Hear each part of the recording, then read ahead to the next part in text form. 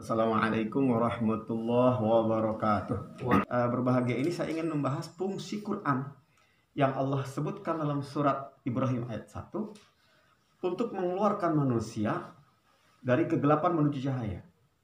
Jadi siapa yang melakukannya? Kamu wahai Muhammad. Alatnya apa? Ini Quran. Ya. Nah, para rahimakumullah. Sekarang ini kan kita sedang rame ya. Sedang rame Pancasila mau digusur, diperes jadi Trisila ya. Kemudian jadi Ekasila, ujung-ujungnya Pancasila lengit. Tinggal ayo gotong royong doang. Ya, gitu. Ini dasar negara kita. Menurut saya ini adalah warisan yang harus kita pelihara, hasil ijtihad para ulama. Gitu. Hasil ijtihad para ulama kita. Tokoh NU, tokoh Al-Irsyad, tokoh PUI, ya, tokoh Muhammadiyah, dan cerdik-cendikia termasuk dalamnya Soekarno dan Hatta. Orang Islam semua merumuskan negara ini harus keluar dari kegelapan menuju cahaya. Ya.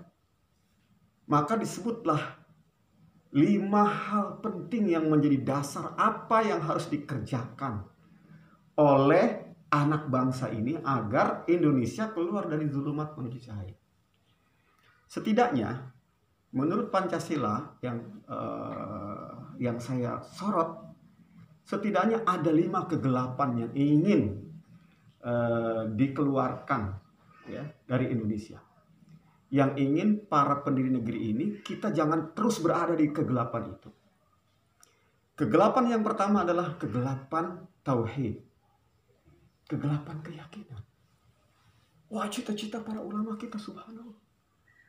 Banyak orang yang tidak ngaku adanya Tuhan. Animisme. Mengaku banyaknya Tuhan. Ateis merasa tidak punya Tuhan. Gitu kan? Sekarang kan yang ateis yang merasa tidak punya Tuhan muncul. Ya. Berani-beraninya ngejek Nabi, ngejek Rasul, bahkan ngejek Allah. Mereka-mereka yang tidak bertuhan. Makanya alhamdulillah Indonesia itu sudah dikunci dalam Undang-Undang 45. Ya, bahwa semua warga negara Indonesia wajib beragama. Paling tidak punya keyakinan terhadap Tuhan yang Maha Esa. Gak boleh ateis ada di sini. Artinya warga negara ini harus didorong jangan sampai menjadi orang ateis. Gitu. Nah, komunis itu dekat dengan ateis. Salah satu dasar komunis adalah anti Tuhan.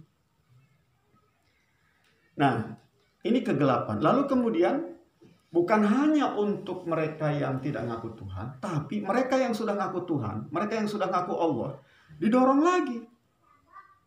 Makanya kan Pancasila yang versi 18 Agustus 45 itu dengan berdasarkan ketuhanannya Esa dengan menjalankan syariat Islam, dengan kewajiban menjalankan syariat Islam bagi pemeluk. Banyak orang yang ngaku Islam, KTP-nya Islam, tapi salat enggak. Gitu kan? Ini kan kegelapan tauhid. Ya, ini kegelapan tauhid.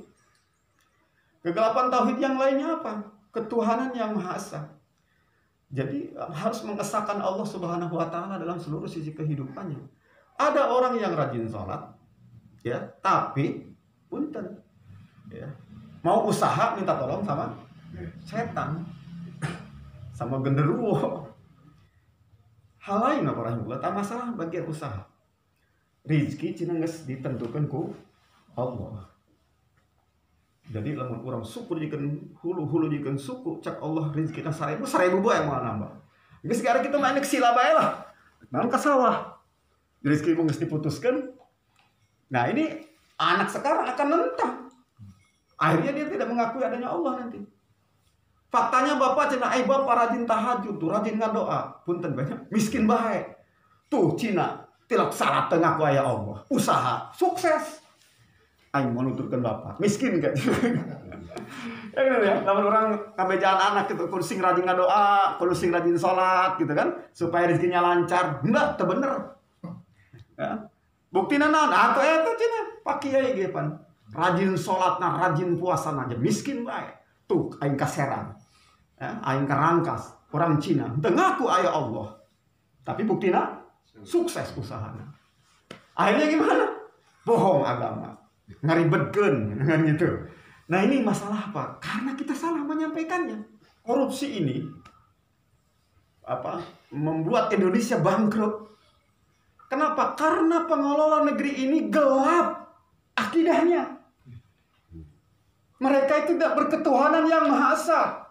Mereka nggak sadar bahwa apa yang mereka korupsi itu akan menjadi pertanggungjawaban nanti di akhirat. Yang kedua adalah kegelapan perilaku. Karena Rasulullah SAW diutus, kata Rasul apa? Innama bu'istu liutammima makarimal akhlak. Aku didatang untuk menyempurnakan akhlak.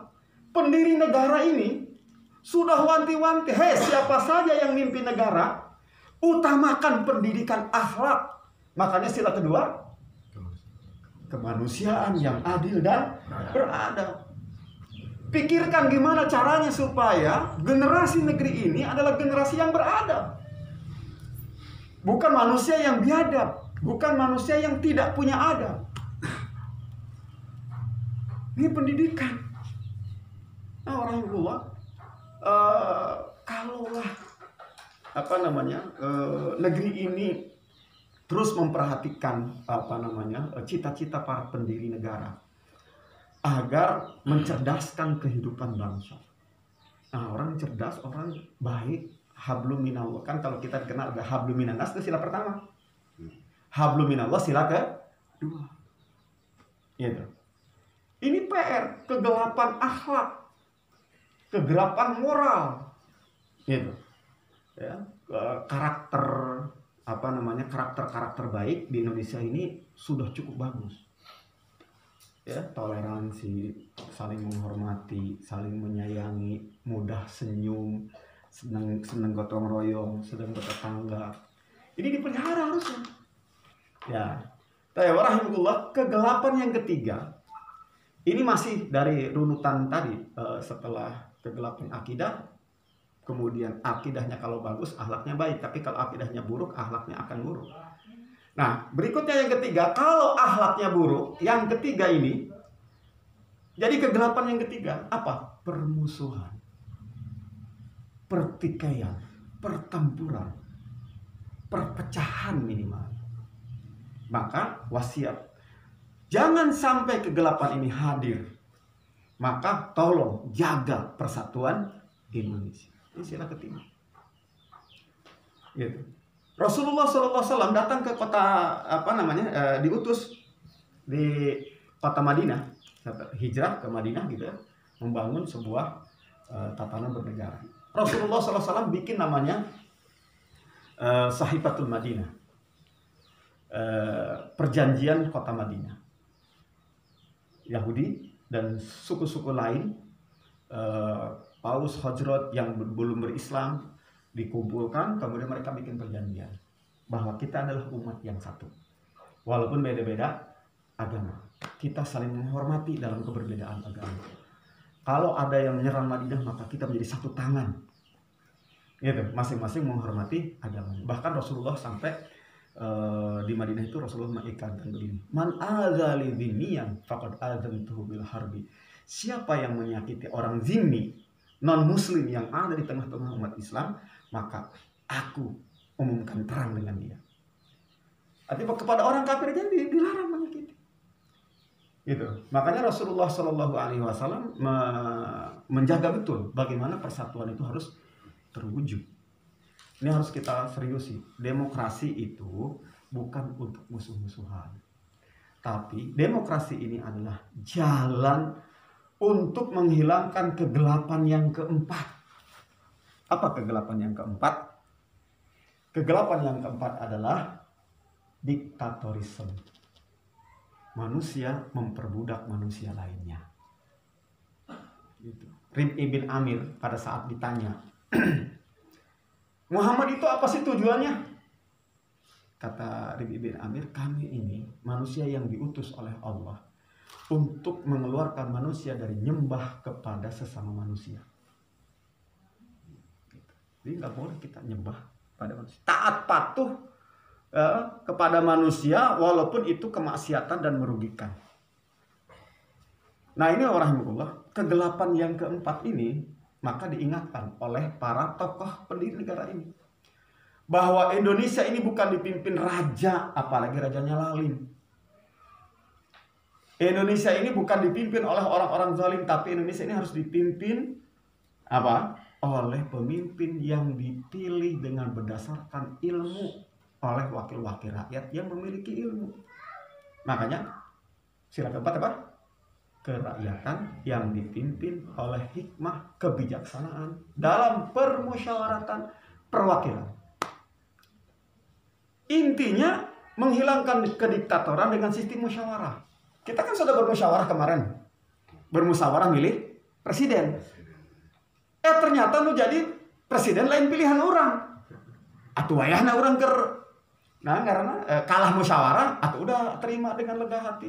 Ini etika musyawarah. Jadi kita ini akan bisa bermusyawarah baik apabila komitmen menjaga persatuan, apabila kita ini orang yang beradab, apabila orang yang berketuhanan. Ya, makanya, wah ini PKS oposisi sama Jokowi mau berontak apa? Enggak. Ya, enggak. Kenapa? Karena supaya ada musyawarah. Rasulullah Shallallahu Alaihi Wasallam itu mendorong kita untuk usaha. Kata Rasulullah SAW, sesungguhnya Allah sangat mencintai seseorang yang bekerja dengan tangannya, lalu ia mendapatkan rezeki dari Allah. Subhanallah. Ya, ada sahabat Rasulullah SAW yang dia tuh nggak bekerja, ya, dia nggak bekerja, tapi dia sibuk nolongin orang. Suatu ketika datang pada Rasulullah, ya Rasulullah, saya bantuin seseorang ngobatin. Kemudian dia ngasih hadiah saya ini. Apakah boleh saya terima? Kata Rasulullah, boleh. Artinya ada orang yang punya jasa, lalu jasanya dibayar. Jasanya mendapatkan imbalan, boleh. Ya, ada sahabat Rasulullah SAW yang datang, ya Rasulullah, saya ngajarin si fulan surat dari Al-Quran. Sepulangnya dari sana, saya diberi busur panah hadiah dari bapaknya. Apakah ini boleh? Kata Rasulullah, ambil. Artinya kita ngajar ngaji, ada orang memberi, ya, orang tuanya memberi kita gitu, itu boleh. Ini dasar. Nah, tapi faktanya dalam kehidupan zaman Rasulullah SAW juga begitu. Yang usahanya lancar, wah, kaya raya. Tapi yang dinasibkan oleh Allah miskin. Turun firman Allah Subhanahu wa taala tentang zakat. Gitu. Turun. Zakat, Pak, zaman Rasulullah, khudz min amwalihim. Ya Nabi, ambil harta dari orang kaya itu. Gitu. Untuk siapa? Innamas shadaqatul fuqara'i wal masakin. Dalam rangka apa? Litakuna dulatan bainal aghniya likaila yakuna dulatan bainal aghniya. Supaya harta itu tidak hanya berkisar di tengah orang kaya. Supaya apa? Supaya muncul keadilan sosial. Nah sekarang di Indonesia ini apa sih kegelapan ekonomi? Masalahnya apa sih Indonesia ini? Ternyata ini masalahnya sawah, kebun itu ternyata milik orang-orang tertentu. Dipakai henteu ku manehna, ku rakyat teu menang diolah. Nah ini negara harus turun. Apalagi, oh ternyata ini masalahnya tanah ini disita oleh bank. Kenapa disita oleh bank? Karena dulu orangnya punya hutang. Apa? Riba, ini masalah. Gitu, Pak. Monopoli, Pak. Sekarang semua saya ngeri. Masyarakat jualan bensin sudah ada pesaing. Korporasi, pom-pom kecil. Bukan punya rakyat kecil lagi. Masyarakat nyieun warung, tetanggana pada meuli kadinya, ayeuna mereka buat Alfamart, Indomart. Akhirnya apa? Masyarakat pindah ke warung tetangga orang, bang. Ini masalah, harus ada kebijakan. Nah, salah satunya Bapak Rahimullah yang ditolak teman-teman PKS adalah Undang-Undang Omnibus Law yang menggerus. Akhirnya apa yang terjadi? Masyarakat Indonesia susah nyari kerja. Orang asing gajinya gede, difasilitasi di sini dengan mudah dia bisa kerja. Ya, Pak Kepala Desa, para RT, para ustadz itu punya tugas untuk mengeluarkan manusia dari kegelapan menuju cahaya. Mari cahayai umat ini masalah akidahnya, masalah ibadahnya. Mari cahayai umat ini agar tidak gelap akhlaknya. Mari cahayai umat ini jangan sampai centang perenang permusuhan. Ya, ulah-ulah jeung sadulur, jeung sa lembur. Dengan orang kafir kita nggak boleh. Gitu, saling menyakiti, saling menzalimi. Kemudian ayo hidupkan musyawarah. Rasakan bahwa pemilu itu adalah cara kita bermusyawarah dan kita akan diminta pertanggungjawaban. Untuk masalah keadilan sosial, masalah kesejahteraan, ya tidak mungkin kita hanya menengadahkan tangan pemerintah, bagi dong kami duit. Mohon maaf apabila ada banyak kesalahan. Assalamualaikum warahmatullahi wabarakatuh.